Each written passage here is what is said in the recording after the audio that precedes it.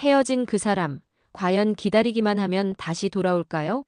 많은 분이 이별 후 재회를 꿈꾸며 존버라는 단어를 떠올리지만 사실 마냥 기다리는 것만으로는 아무것도 바뀌지 않습니다. 어쩌면 상황을 더 악화시킬 수도 있죠. 재회는 단순히 시간을 흘려보내는 문제가 아니거든요. 결론부터 말씀드리면 재회는 상대방의 감정을 제대로 이해하고 서로에게 긍정적인 영향을 주는 존재로 다시 태어나는 과정입니다. 이 영상을 끝까지 보시면 여러분의 재회 가능성을 훨씬 더 높일 수 있는 실질적인 지혜를 얻어가실 겁니다. 이별은 단순히 관계의 끝이 아니라 서로의 마음에 깊은 흔적을 남깁니다.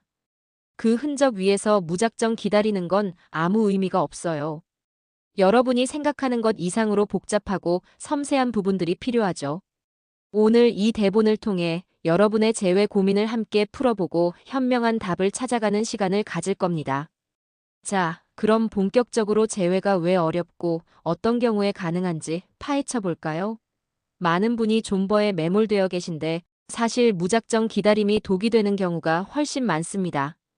예를 들어 여러분이 상대방에게 씻을 수 없는 깊은 상처를 주었다면 단순히 기다리는 것만으로는 관계가 회복되기 어렵습니다.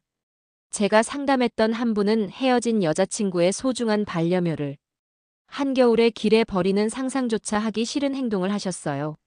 이런 행동을 해놓고 기다리면 재회가 될 거라고 생각하는 건 큰 오산입니다. 상대방에게 여러분은 더 이상 사랑하는 사람이 아니라 두 번 다시 엮이고 싶지 않은 사람으로 각인되었을 테니까요. 또 다른 예시는 모든 것이 거짓이었던 관계입니다. 만약 여러분이 상대방에게 끊임없이 거짓말을 했거나 중요한 사실을 숨겨왔다면 상대방은 여러분을 더 이상 신뢰할 수 없게 됩니다. 신뢰가 깨진 관계에서 아무리 기다려봐야 상대방은 여러분의 진심을 의심할 수밖에 없어요. 예전에 한 분은 자신의 직업부터 재산까지 모든 것을 속여가며 연애를 하셨죠. 나중에 모든 사실이 밝혀졌을 때 상대방이 느꼈을 배신감은 이루 말할 수 없었을 겁니다. 이런 상황에서는 기다림이 아니라 진심 어린 사과와 반성, 그리고 변화가 필요합니다. 그리고 혹시 상대방이 경멸감을 느낄 정도로 매달리신 적은 없으신가요? 문자 폭탄, 무작정 찾아가기, 연락이 안 되니 지인들에게 연락하기 등등.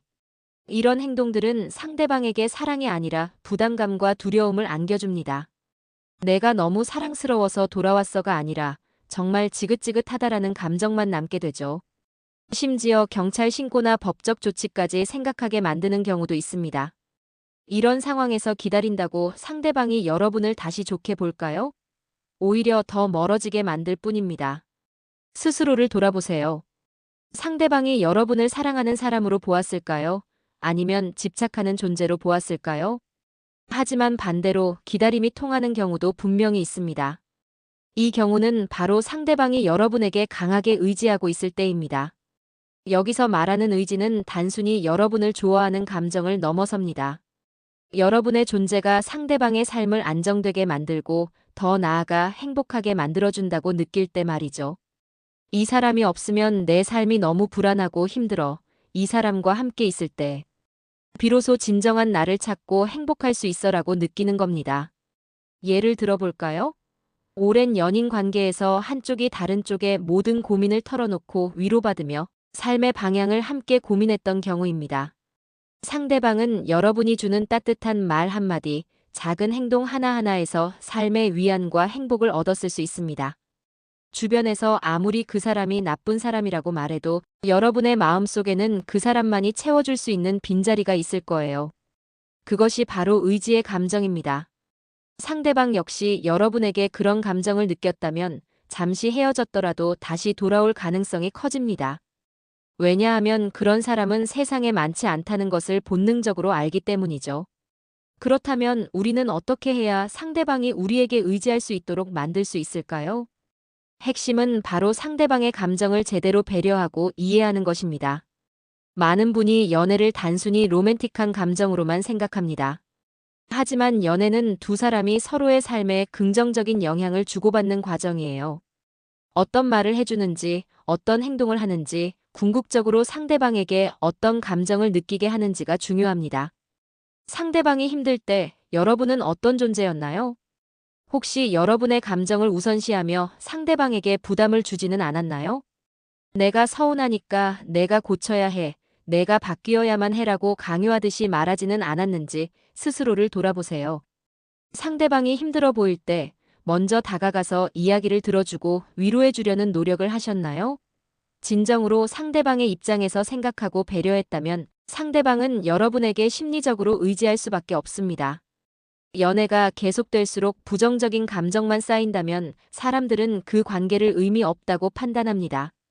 여러분이 상대방에게 늘 행복하지 않은 모습만 보여주고 여러분의 불행이 상대방의 탓인 것처럼 느껴지게 만들었다면 상대방은 결국 지쳐서 떠나게 됩니다. 생각해 보세요. 연애라는 것이 물리적인 힘을 쓰는 일은 아니잖아요. 하지만 연애에서 얻는 보람과 행복 같은 긍정적인 감정들이 있어야만 우리는 관계를 지속할 힘을 얻습니다. 만약 여러분이 연애를 하면서 오히려 힘이 빠지고 지쳤다면 상대방도 똑같이 느꼈을 가능성이 큽니다.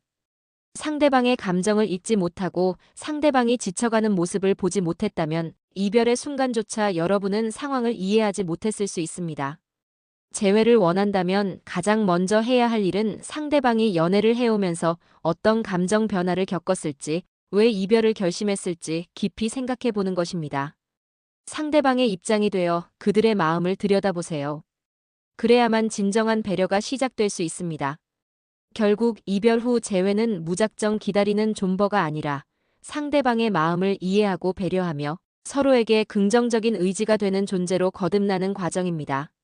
상대방이 여러분에게 다시 돌아오기를 바란다면 그들이 왜 떠났는지, 그리고 다시 돌아왔을 때 어떤 행복과 편안함을 줄 수 있을지 진지하게 고민해야 합니다. 오늘 영상이 여러분의 재회 고민에 조금이나마 도움이 되셨기를 바랍니다.